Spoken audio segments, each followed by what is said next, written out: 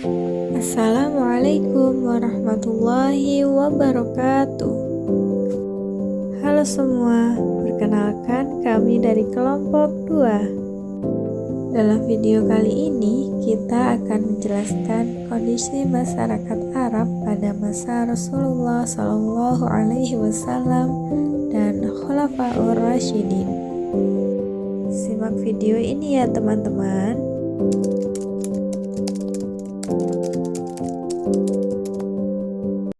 Pertama kita membahas kondisi masyarakat Arab pada masa Nabi Muhammad SAW. Sebagaimana yang kita ketahui bahwasanya Mekah adalah sebuah kota yang sangat penting dan juga sangat terkenal di antara kota-kota di negeri Arab.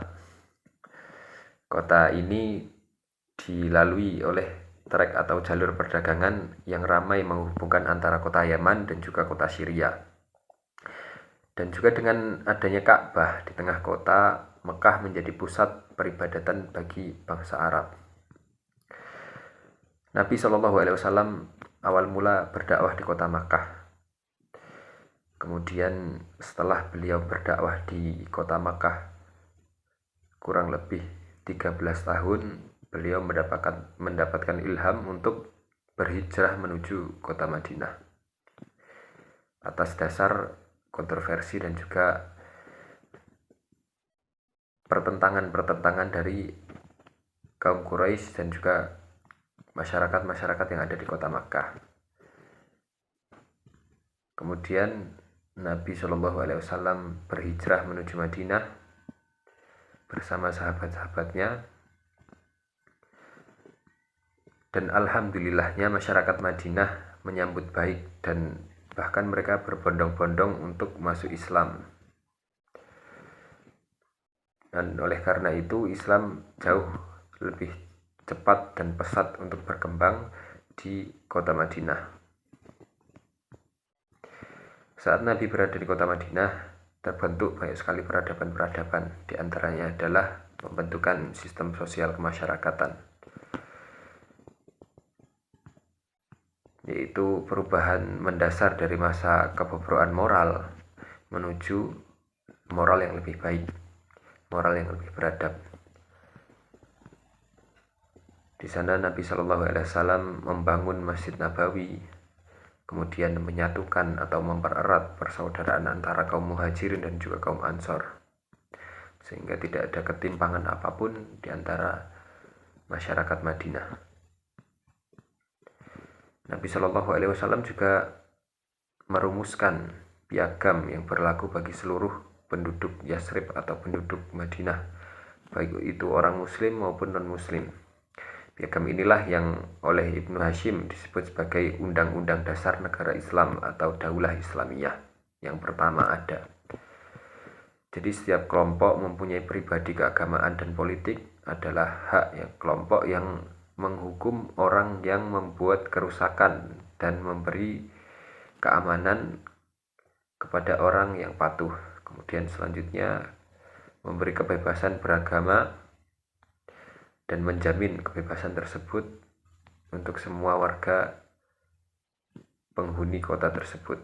Kemudian ada juga kewajiban penduduk Madinah, baik itu kaum muslimin ataupun non-muslim, untuk saling membantu baik secara moral ataupun material. Semuanya dengan bahu-membahu harus menangkis setiap serangan terhadap kota Madinah, sehingga terjalinlah hubungan yang harmonis, terjalinlah hubungan yang humanis pula di antara penduduk kaum Madinah di kota Madinah.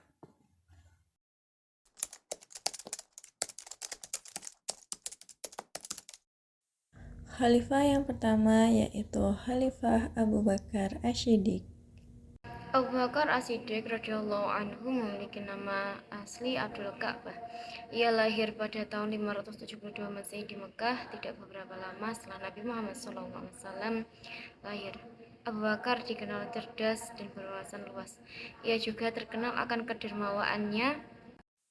Selanjutnya yaitu kebijakan-kebijakan pada masa Khalifah Abu Bakar Asy-Siddiq. Kebijakan Abu Bakar As-Siddiq diantaranya adalah yang pertama, memberangkatkan pasukan Usamah bin Zaid ke kawasan Syam. Kabilah-kabilah di kawasan Syam adalah sekutu bangsa Romawi, yang dimana kabilah tersebut dengan Romawi sewaktu-waktu dapat menyerang kaum muslimin. Itulah sebabnya Khalifah Abu Bakar mengirim pasukan untuk menaklukkan kawasan Syam agar menjaga keutuhan wilayah Islam. Yang kedua, mengembalikan kaum muslimin pada ajaran Islam dan memberantas para nabi palsu. Keengganan masyarakat Arab untuk membayar zakat didasarkan karena mereka beranggapan bahwa pembayaran itu sebagai upeti yang tidak berlaku lagi sesudah Rasulullah SAW wafat. Abu Bakar kemudian memerangi mereka yang tidak mau membayar zakat. Selain itu, Abu Bakar juga memerangi orang yang mengaku sebagai nabi. Abu Bakar mengirimkan pasukan di bawah pimpinan Khalid bin Walid. Maka terjadilah perang dahsyat antara kaum muslimin dengan kaum murtad tersebut yang dikenal dengan Perang Yamamah, dengan kemenangan di tangan kaum muslimin. Yang ketiga adalah mengumpulkan Al-Quran dalam satu mushaf. Pada Perang Yamamah, terdapat 70 penghafal Al-Quran dari sahabat yang gugur sebagai syuhada, sehingga Umar bin Khattab mengusulkan kepada Khalifah Abu Bakar untuk mengumpulkan Al-Quran karena dikhawatirkan akan musnah dengan banyak penghafal yang gugur dalam perang. Abu Bakar membentuk panitia pengumpulan Al-Quran yang diketuai oleh Zaid bin Sabit, sang juru tulis wahyu Rasulullah SAW, hingga kemudian disimpan oleh Khalifah Abu Bakar sampai ia wafat pada tahun ke-13 Hijriah. Keempat, mengirim pasukan ke Irak dan Syam untuk menyebarkan ajaran Islam dan menjaga keutuhan wilayah kaum muslimin. Maka, Khalifah Abu Bakar As-Siddiq mengirimkan pasukan ke wilayah luar Arab. Ia mengirim pasukan di bawah pimpinan Khalid bin Walid ke Irak dan dapat menguasai Hirah pada tahun 637 Masehi. Ia juga mengirim pasukan ke Syam di bawah pimpinan 3 jenderalnya, yaitu Amr bin Ash, Yazid bin Abi Sufyan, dan Surahbil bin Hasanah. Kebijakan tersebut ditempuh oleh Khalifah Abu Bakar As-Siddiq setelah berhasil mengamankan wilayah di dalam negerinya. Selanjutnya, khalifah yang kedua yaitu Khalifah Umar bin Khattab. Khalifah Umar bin Khattab. Umar bin Khattab adalah khalifah kedua yang menggantikan Abu Bakar As-Siddiq. Umar bin Khattab lahir di Mekah pada tahun 583 Masehi, 12 tahun lebih muda dari Rasulullah SAW.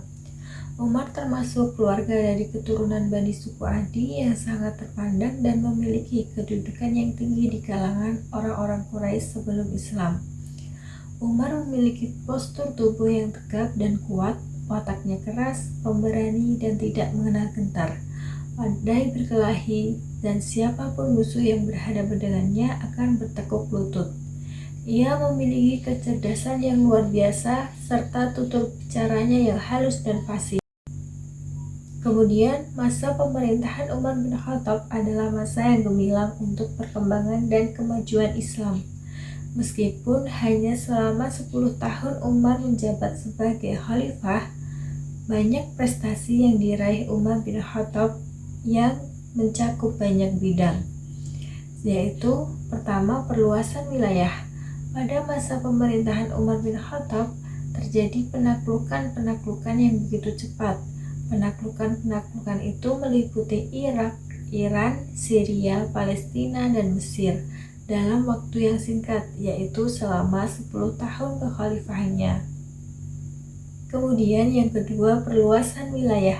Umar bin Khattab dicatat sejarah sebagai orang yang pertama kali mendirikan kamp-kamp militer yang permanen, mendirikan pos militer di daerah perbatasan. Umar juga orang yang pertama kali memerintahkan panglima perang untuk menyertakan laporan secara terperinci mengenai keadaan prajurit. Kemudian yang ketiga, meningkatkan administrasi negara.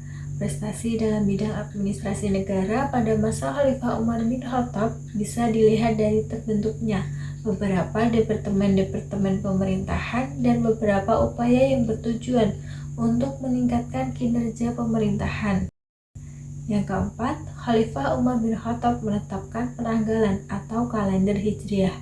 Alasannya, surat-surat administrasi yang disampaikan padanya oleh para pegawai pemerintahan dan para panglima perangnya hanya mencantumkan tanggal dan bulan saja tanpa tahun. Hal ini disebabkan umat Islam belum memiliki kalender khusus untuk mereka sendiri. Melihat hal itu, Umar radhiyallahu anhu merasa prihatin dan meminta para sahabat Nabi Shallallahu alaihi wasallam agar menetapkan kalender bagi kaum muslim. Umar mengusulkan agar menjadikan peristiwa hijrah Nabi Muhammad Shallallahu alaihi wasallam dari Mekah ke Madinah sebagai awal permulaan kalender Islam.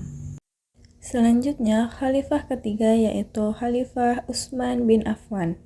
Kondisi masyarakat pada masa pemerintahan Utsman bin Affan. Untuk yang pertama ada kondisi sosial. Pada pemerintahan Utsman bin Affan, masyarakat Jazirah Arab berpindah ke Irak dan juga Mesir, yang mana sebagian besar dari mereka berdiam di Arab Utara. Nah, di suku Arab Utara ini mereka terkenal dengan sifat mereka yang demokrat dan juga independen dengan rasa kesukuan.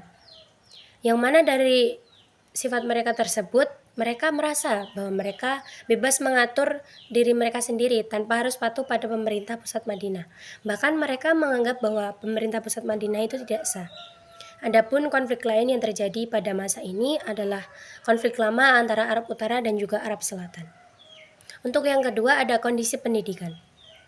Kondisi pendidikan pada masa Utsman bin Affan lebih merakyat dan mudah dijangkau karena sudah banyak pusat pendidikan. Jadi para sahabat bebas untuk memilih di mana mereka akan mengadakan pendidikan pada masyarakat.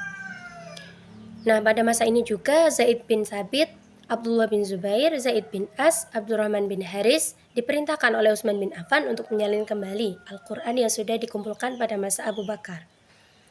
Untuk yang ketiga ada kondisi ekonomi.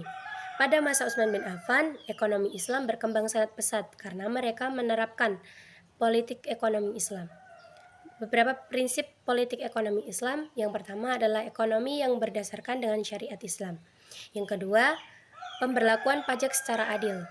Yang ketiga, setiap umat Islam ketika hartanya sudah mencapai batas yang sudah ditentukan, maka wajib disetorkan kepada Baitul Mal, yang mana nanti akan disalurkan kembali kepada orang-orang yang membutuhkan. Kemudian, khalifah terakhir yaitu Khalifah Ali bin Abi Thalib.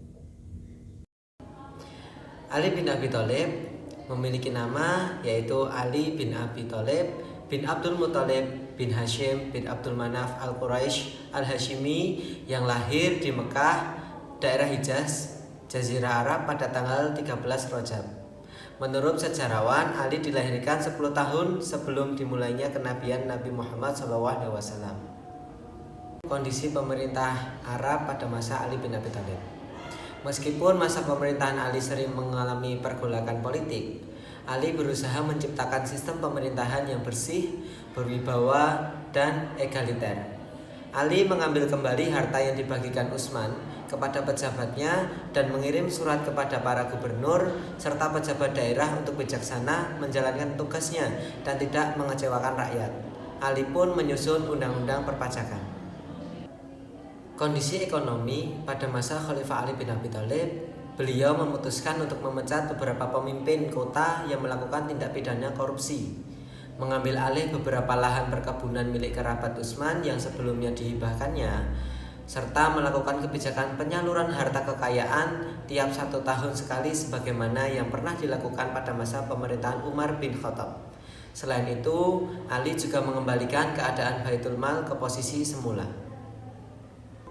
Kondisi pendidikan pada masa Khalifah Ali bin Abi Thalib yaitu di mana materi pendidikan berkaitan dengan pendidikan keagamaan seperti Al-Quran, Al-Hadis, hukum Islam, kemasyarakatan, ketatanegaraan, pertahanan, keamanan, dan kesejahteraan sosial.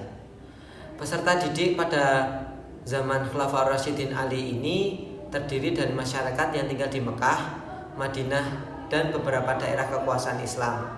Metode yang digunakan pada masa ini dalam mengajar yaitu dengan bentuk halaqah. Sekian penjelasan dari kami. Terima kasih telah menyaksikan video kami. Akhir kata, wassalamualaikum warahmatullahi wabarakatuh.